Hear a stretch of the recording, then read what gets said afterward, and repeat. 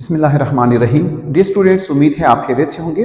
Dear students, next important topic chapter inheritance से वो है हमारे पास gene interaction.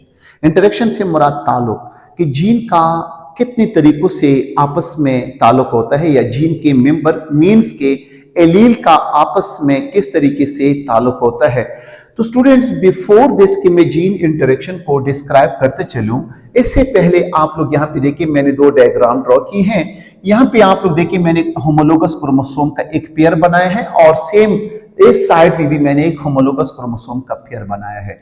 Dear students, homologous chromosome होते क्या हैं? जैसा कि आप लोगों को इल्म में होगा, होमो से मुराद सेम, लोगस से मुराद स्टडी, यानी एक जैसे स्टडी, या यू कैन से कि ऐसे क्रोमोसोम जो स्ट्रक्चरल वाइज एक जैसे हो। मीन फर्ज करें अगर एक क्रोमोसोम के ऊपर सीड के शेप का एलील अटैच हो तो उसकी साइड पे भी सीड के शेप का एलील अटैच होगा, यानी उनका जीन मौजूद होगा। जैसा कि आप लोगों को नॉलेज में है कि क्रोमोसोम के ऊपर जीन्स अटैच होते हैं, एक क्रोमोसोम के ऊपर जो जीन अटैच हो वही दूसरे मेंबर के क्रोमोसोम के ऊपर भी अटैच हो, तो ऐसे क्रोमोसोम को हम होमोलोगस क्रोमोसोम का नाम देते हैं। स्टूडेंट्स, अगर आप गौर कर लें, यहां पे मैंने एक होमोलोगस क्रोमोसोम के ऊपर सीड शेप राउंड के लिए एक एलील बनाया है और इस साइड पे अगर आप देखें तो मैंने यहां पे क्या किया है, रिंकल्ड के लिए। एक बात ऑलरेडी मैं एक वीडियो में अपलोड कर चुका हूं। अब कंडीशन कुछ है इस तरह है कि अगर कैपिटल आर डोमिनेंट है स्मॉल आर पे, मीन के राउंड डोमिनेंट है रिंकल्ड पे, तो इसमें अगर हम गौर कर लें एक ही लोकस पे इनके लिए अटैच होते हैं, यानी एक होमोलोगस क्रोमोसोम के जोड़े के साथ दो किस्म के एलील अगर पाए जाएं और दोनों एक ही लोकेलिटी पे पाए जाए तो इसको हम एलीलिक इंटरेक्शन का नाम देते हैं, यानी आपस में एलील का इंटरेक्शन होता है या जीन का इंटरेक्शन होता है। स्टूडेंट्स, यहां पे आप लोग गौर कर लें, मैंने यहां पे एक होमोलोगस क्रोमोसोम के ऊपर एक जीन बी को और दूसरी साइड पे उसी लोकस पे एक जीन स्मॉल बी को ड्रॉ किया है। अब इसमें मे बी के एक फर्ज कर ले ब्लैक कलर की हो, कलर के लिए हो तो ब्लैक इज डोमिनेट और सपोज द ब्राउन कलर, तो यहां पे दोनों की लोकेलिटी, दोनों का लोकस एक ही पोजीशन पे एक ही होमोलोगस क्रोमोसोम के पेयर के ऊपर हो तो इसको भी हम नाम देते हैं एलीलिक इंटरेक्शन का। अब स्टूडेंट्स तवज्जो से सुन लें, सपोज अगर इस जीन बी का आर के साथ कोई इंटरेक्शन बन जाए या इस जीन या एलील स्मॉल आर का इस कैपिटल बी के साथ या इस जीन या एलील स्मॉल आर का इस स्मॉल बी जीन के साथ कोई इंटरेक्शन बन जाए तो उसको फिर हम नाम देते हैं इंटरजेनिक इंटरेक्शन का नाम भी देते हैं। स्टूडेंट्स, यहां पे गौर कर लें, अगर हमारे पास जीन इंटरेक्शन को देखा जाए तो हमारे पास जीन इंटरेक्शन दो टाइप का होता है। एक को हम नाम देते हैं एलीलिक इंटरेक्शन और दूसरा होगा हमारे पास नॉन एलीलिक इंटरेक्शन। तो हमारे पास जीन इंटरेक्शन कितने टाइप का हुआ? दो टाइप का। एक का नाम रखा क्या शाबाश? एलीलिक इंटरेक्शन, और दूसरे का नाम मैंने क्या लगा? Non allelic interaction. स्टूडेंट्स, अब देखिए नॉन एलीलिक इंटरेक्शन क्या होता है और एलीलिक इंटरेक्शन किस तरह होता है। आप लोगों को अगर नॉलेज में हो, मैंने मेंडल के लॉ ऑफ डोमिनेंस में भी बताया था कि अगर एक ही होमोलोगस क्रोमोसोम के ऊपर जो जीन अटैच हैं, एक जीन दूसरे को इंटरफेयर कर ले या एक दूसरे के इफेक्ट को हाइड कर ले, छुपा दे, या एक जीन का एलील दूसरे जीन के या उसी जीन के एलील के ऊपर क्या कर ले, डोमिनेंसी को शो कर ले, तो इसका नाम मैंने रखा था लॉ ऑफ डोमिनेंस। यानी एलीलिक इंटरेक्शन में हम कुछ यूं लिखेंगे कि द इंटरएक्शन अगर हो जाए किसके दरमियान हो जाए? बिटवीन एलील ऑफ जीन्स, किन के दरमियान? एलील ऑफ जीन पेयर, यानी जीन के पेयर के दरमियान एलील का इंटरेक्शन हो जाए, लेकिन शर्त यह है कि लोकेटेड ऑन सेम क्रोमोसोम, जो सेम ही क्रोमोसोम के पेयर के ऊपर यानी ये पाए जाए, located on same chromosome at same locus.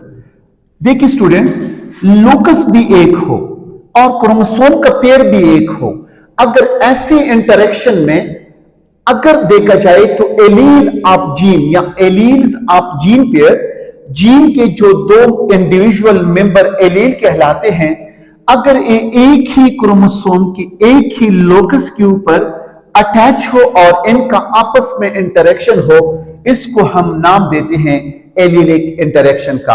और ये allelic interaction already discussed by हम, ऑलरेडी इसको डिस्कस किया था। किसने डिस्कस किया था?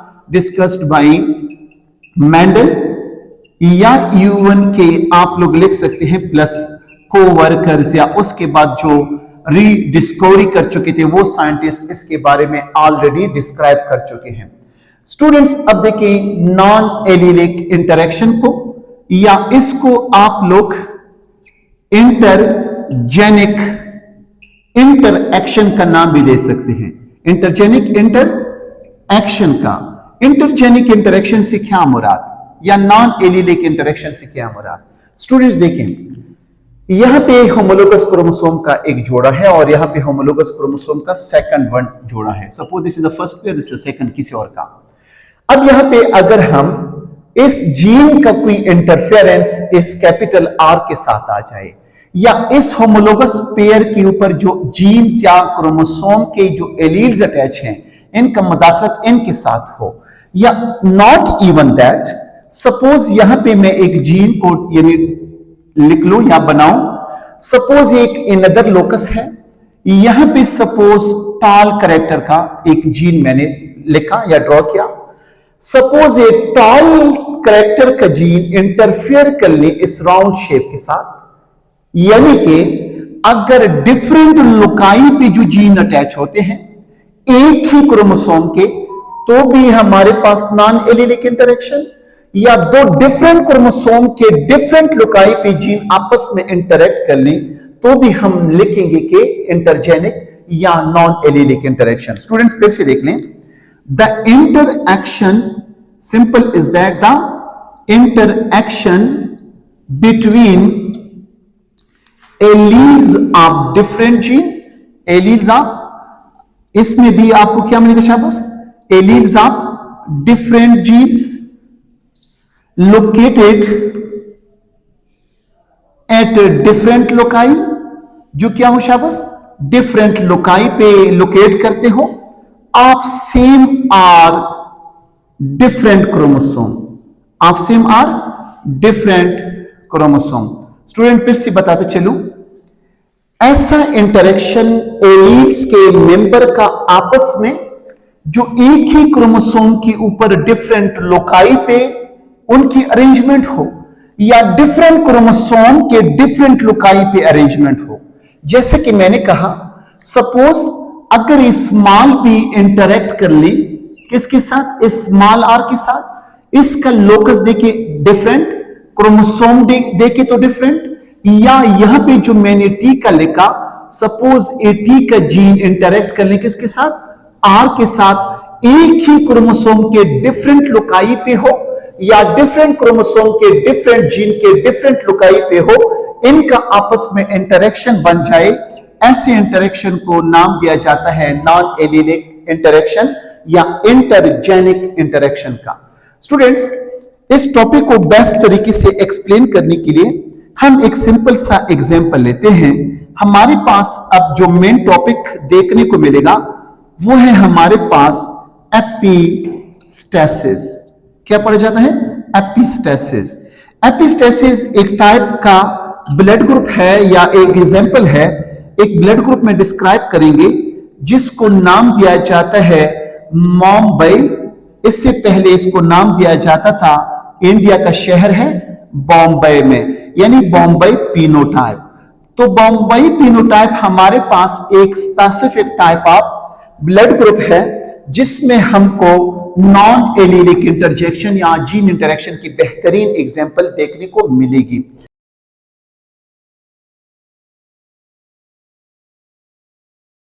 डियर स्टूडेंट्स, द साइंटिस्ट जिसका नाम है वाई.एम. बेंडे, इस वाई.एम. बेंडे ने 1952 में बॉम्बे पीनोटाइप का एक रेयर ब्लड ग्रुप इंट्रोड्यूस करवाया जो तकरीबन 1 मिलियन में 4 बंदे आपको देखने को मिलते हैं। मीन के एपिस्टेसिस एक एग्जाम्पल है किसका? जीन इंटरेक्शन में, नॉन एलिलिक इंटरेक्शन का।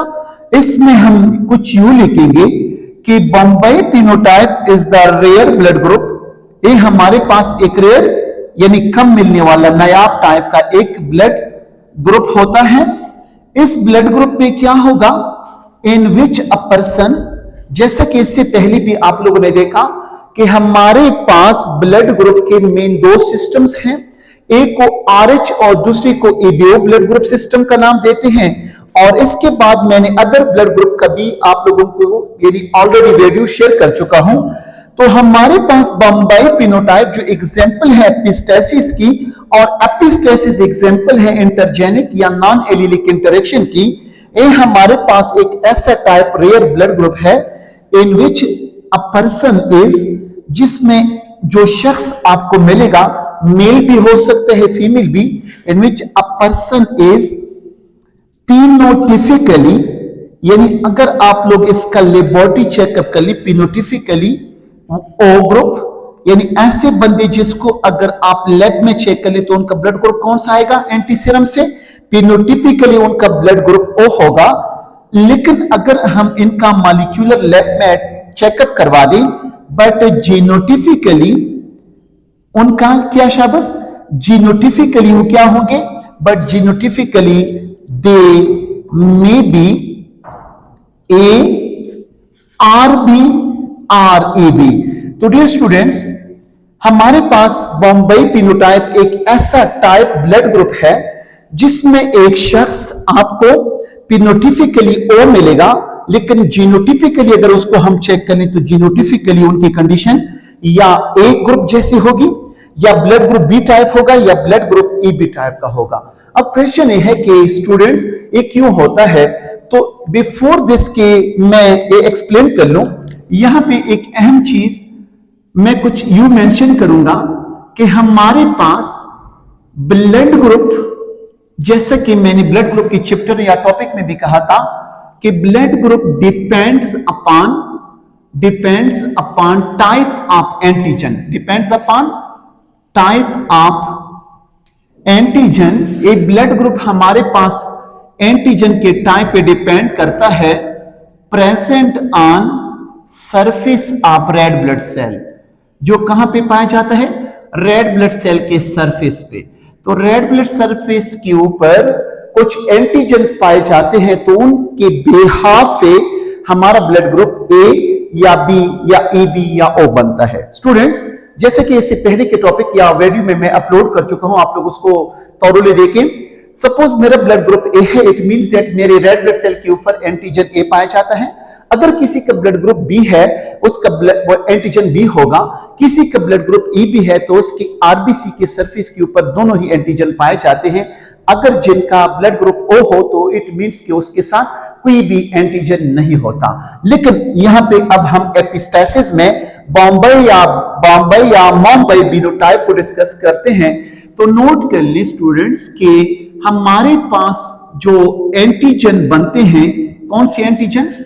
एंटीजन A या antigen B also depends upon, इनका इन्हिसार किस पे होता है? Also depends upon H substance. Students, ये ऑलरेडी मैं वीडियो में बता चुका हूं कि हमारे पास H सब्सटेंस जो क्रोमोसोम नंबर, आप लोगों को नॉलेज में होगा, 19 पे इसका जीन लोकेट करता है। तो क्रोमोसोम नंबर 19 के ऊपर जो जीन लोकेट करता है, जो H सब्सटेंस बनाता है, इस H सब्सटेंस के ऊपर इस एंटीजन A और एंटीजन B का भी डिपेंड होता है कि आया ये वहां पे डेवलप होंगे या डेवलप नहीं होंगे। स्टूडेंट्स, ऊपर एक पॉइंट में ऐड करते चलूं, वो है कि ये जो ब्लड ग्रुप एंटीजन A या B पे डिपेंड करता है, इसका मैंने पहले भी कहा कि क्रोमोसोम नंबर 9 पे इसकी लोकेशन है इस जीन का, यानी जो हमारे लिए एंटीजन A या B बनाते हैं तो एक क्रोमोसोम नंबर 9 पे है, और H सब्सटेंस का जीन कहां पे है शाबाश? क्रोमोसोम नंबर 19 पे। तो डियर स्टूडेंट्स, यहां पे अगर आप देखें suppose this is the chromosome number second, यहाँ पे है chromosome number first, chromosome number second interfere कर ले क्रोमोसोम नंबर सेकंड के साथ, या क्रोमोसोम नंबर सेकंड इंटरफियर कर ले क्रोमोसोम नंबर 1 के साथ, तो ऐसे एग्जाम्पल को हम नॉन इंटर या नॉन एलिलिक या इंटरजेनिक इंटरेक्शन का नाम देते हैं। स्टूडेंट्स देखें, डायग्राम से समझने की कोशिश कर लें। Suppose this is the red blood cell, suppose मैंने एक आरबीसी को ड्रॉ किया जिसका ताहाल न्यूक्लियस मौजूद है। इस न्यूक्लियस के अंदर 46 chromosome in case of human, उन 46 क्रोमोसोम में मैंने सेलेक्ट किया द पेयर नंबर 9, यानी क्रोमोसोम नंबर 9 का जो जोड़ा है, इस क्रोमोसोम नंबर 9 के ऊपर देखा गया है एंटीजन ए या एंटीजन बी या कोई भी एंटीजन ना पैदा करने वाले एलील क्रोमोसोम नंबर 9 पे प्रेजेंट होते हैं। ऑलरेडी एक वीडियो में मैं अपलोड कर चुका हूं।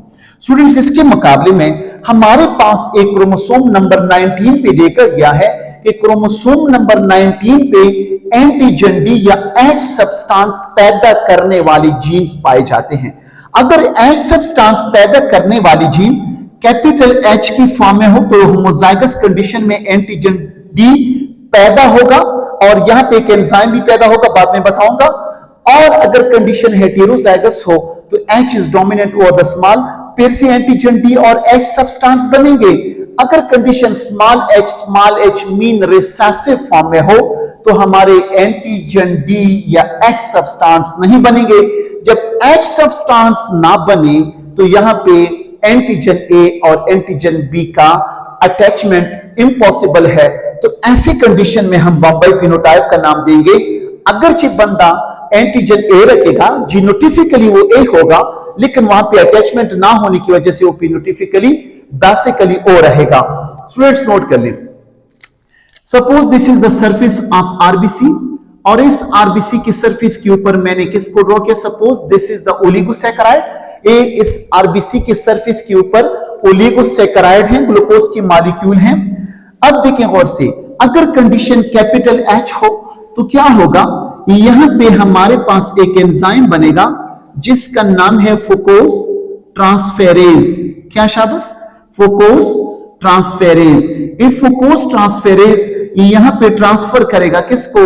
एच सब्सटेंस को, और यहां पे किसको अटैच करेगा? शाबाश, एच सब्सटेंस को यहां पे अटैच करेगा। चलो, this is the H substance और एच सब्सटेंस कहां पे अटैच हुआ? दिस इज द ओलिगोसैकेराइड पे। अब यहां पे देखें, जीन नंबर 19 या क्रोमोसोम नंबर 19 के ऊपर जो जीन्स हैं वो मुदाखलत करेंगे किसके साथ? क्रोमोसोम नंबर 9 के ऊपर जो जीन है। यहां पे सपोज एंटीजन ए पैदा करने वाले क्या है? जीन मौजूद हैं जो पैदा करेंगे किसको? N acetyl. इससे पहले की वीडियो में आप डिटेल देख सकते हैं।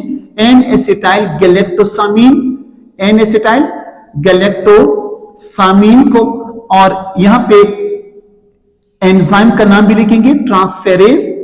स्टूडेंट्स फिर से देखें, एन एसिटाइल गैलेक्टोसामीन ट्रांसफेरेज।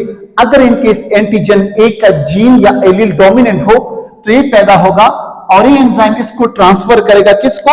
यू में से कि ए एंजाइम ट्रांसफेरेज एन एसिटाइल गैलेक्टोसामीन को ट्रांसफर करके एच सब्सटेंस के ऊपर क्या करेगा? अटैच करेगा। सपोज यहां पे इसकी अटैचमेंट हो गई। अगर इनकी अटैचमेंट हो गई तो यू में से नॉर्मल कंडीशन है, no we can say this is the antigen A. Students फिर से देखें, अगर हमारे एच सब्सटेंस होमोजाइगस या हेटेरोजाइगस जिसके साथ एक कैपिटल एच हो तो फोकोस ट्रांसफेरेज बनाएगा। फोकोस ट्रांसफेरेज के बनाने की वजह से यहां पे एच सब्सटेंस इस ओलिगोसैकेराइड के ऊपर अटैच होगा, और ओलिगोसैकेराइड और एच सब्सटेंस जब आपस में अटैच करेंगे तो इट मींस दैट कि अगर एंटीजन ए का जो जीन है वो एन एसिटाइल गैलेक्टोसामीन को ट्रांसफर करने में हेल्प कर लें तो यहां पे जो कंप्लेक्स स्ट्रक्चर बनेगा, इस कंप्लेक्स स्ट्रक्चर को हम एंटीजन ए का नाम देते हैं। एंटीजन ए किस पे मुश्तमिल है? शाबाश, the N acetyl galactosamine, the H substance and the oligosaccharide. इस कंबाइंड स्ट्रक्चर को आरबीसी की सरफेस के ऊपर इसका नाम क्या रखा? Antigen A. तो यू में से कि this is the normal condition. Students, अब हम डिस्कस कर रहे हैं बॉम्बे फिनोटाइप को। स्टूडेंट्स नोट कर लें, यहां पे हमारे पास अगर कंडीशन कुछ इस तरह हो, इसको मैं ओमिट करूंगा। स्टूडेंट्स नोट कर लें, इसको मैं मिटा रहा हूं। सपोज कंडीशन ऐसी हो कि हमारे पास आरबीसी की सरफेस के ऊपर ऑलरेडी ओलिगोसैकेराइड मौजूद है, एंटीजन ए या एंटीजन बी वाले एन एसिटाइल गैलेक्टोसामिन ट्रांसफेरेज भी मौजूद है, यानी इसको ट्रांसफर भी करेगा। लेकिन बदकिस्मत यह है कि यहां पे एच सब्सटेंस रिसेसिव फॉर्म में है, तो यहां पे एच सब्सटेंस की जीन एलील रिसेसिव फॉर्म में हो तो एच सब्सटेंस नहीं बनेगा, यहां पे कोई अटैचमेंट नहीं होगी, तो इस एंटीजन को अटैच होने के लिए कोई भी फैसिलिटी या कोई भी चेयर अवेलेबल नहीं होगा कि यहां पे इसके अटैचमेंट हो। तो एन एसिटाइल इनका अगरचे पाया जाता है, एन एसिटाइल गैलेक्टोसामिन अगरचे इनका पाया जाता है, लेकिन यहां पे अटैच नहीं हो रहा।